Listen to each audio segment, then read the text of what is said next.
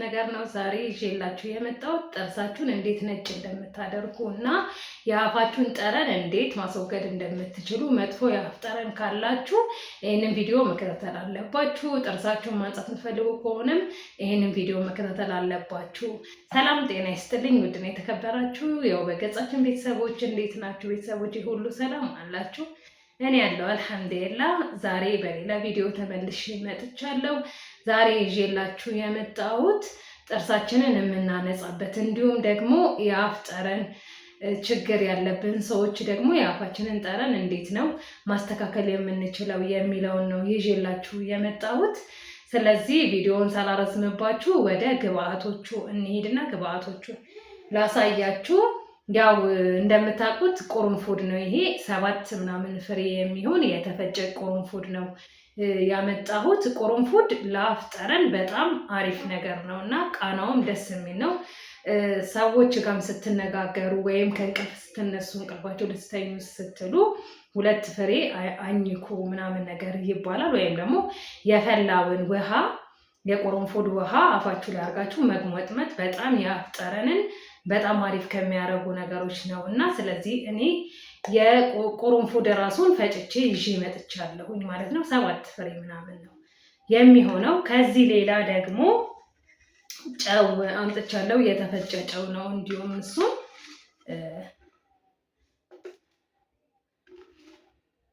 እንደዚህ በማንኪያው ግማሽ ምናምን የሚያህል እንደዚህ ጨው፣ የተፈጨ ጨው እንዲሁም ቁርንፉድ የሆነ ኮልጌት አለኝ። እንዲሁም ደግሞ ኮልጌትም እንደዚሁ ታደርጉበታላችሁ። በጣም አሪፍ በጣም አሪፍ። እናንተ ጨውን ከፈራችሁት አንድ ቀን በሁለተኛው ቀን አንድ ቀን በሁለተኛው ቀን እያረጋችሁ መጠቀም ትችላላችሁ። እኔ ከዚህ በፊትም ይህንን ቪዲዮ ሰርቼው አውቃለሁ እና ያው በራሷ በዚች እቃ አለችኝ እና እኔ ትንሽዬ የተከደነ የሚከደን ክዳን ያለው እቃ አለኝ። ይሄ በራሱ ነው እንደዚህ የሰራሁት እና ይሄንን እንደዚህ አድርጌ የምጠቀመው እንዴት ነው መሰላችሁ? ጨው የጥርስ መስታወትን ይጎዳል ምናምን ነገር ይላል ብዙ ሰው እና ኮሜንትም አይቻለሁ።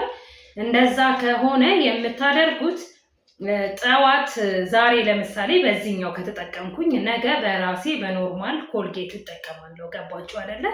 ወይም ደግሞ ማታ ላይ ለመተኛት ምናምንና ጠዋት ሰው በብዛት ሲነሳ ምናምን ይመስለኛል የአፍ ችግር በብዛት የሚያጋጥመው። ስለዚህ ማታ ላይ በዚህኛው መጠቀም እና ጠዋት ላይ ደግሞ በኖርማል ኮልጌት ማድረግ ትችላላችሁ። ጠዋትና ማታ የምትፍቁ ሰዎች ማለት ነው እና እንደዛ አድርጌ ነው የምጠቀም የነበረው። ኖርማል ይኸው እንደምታዩት ነው ጥርሴ። አልሐምዱሊላህ ምንም የተለወጠ ነገር የለም እና ከዛሬ ወር አካባቢ ምናምን ነው የሰራሁት የነበረው።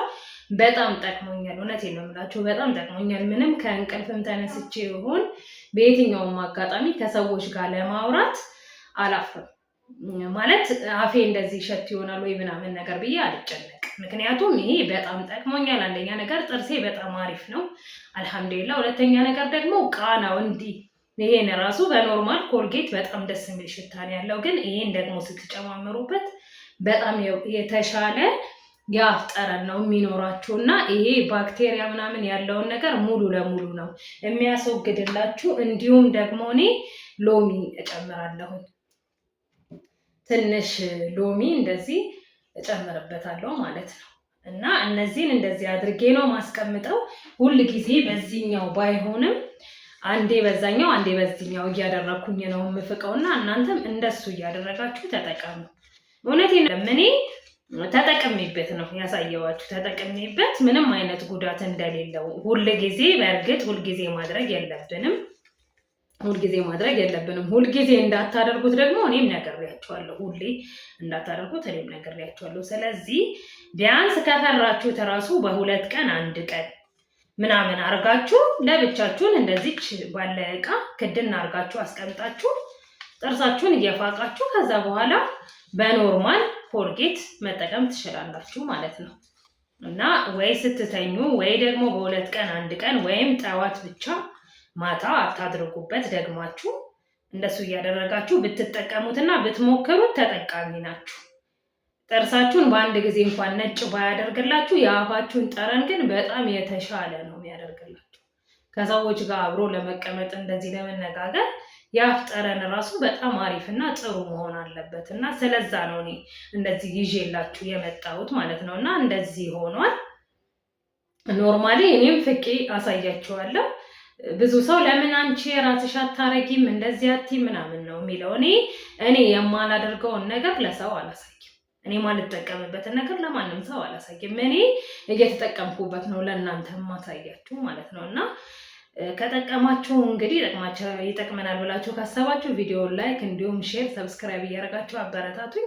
ለዛሬ የነበረን ቪዲዮ ይሄንን ነው የሚመስለው እና ደረስኩትና ይሄው እንደዚህ ትንሽ ታደርጉና ጥርሳችሁን መፋቅ ማለት ነው። በቃ ጥርሳችሁን ከኋላ ውስጥ ያለውን ጥርሳችሁን ምላሳችሁን በደንብ ፋቅ አድርጋችሁበት ለጥ ማለት ወይ ወደ ስራችሁ መሄድ ትችላላችሁና ጽድት ጥርት ነው የሚያደርገው። ጥርሳችሁ እንኳን ብላችሁ በምላሳችሁ ስትነኩት በጣም ጽድት ያለ በቃ የሆነ የራስ መተማመናችሁ በጣም ነው የሚጨምረው። በእርግጠኝነት ነው የምነግራችሁና ይሄው በቃ እኔ ቪዲዮውን ጨርሻለሁ። ጥርሴን ልፋቅ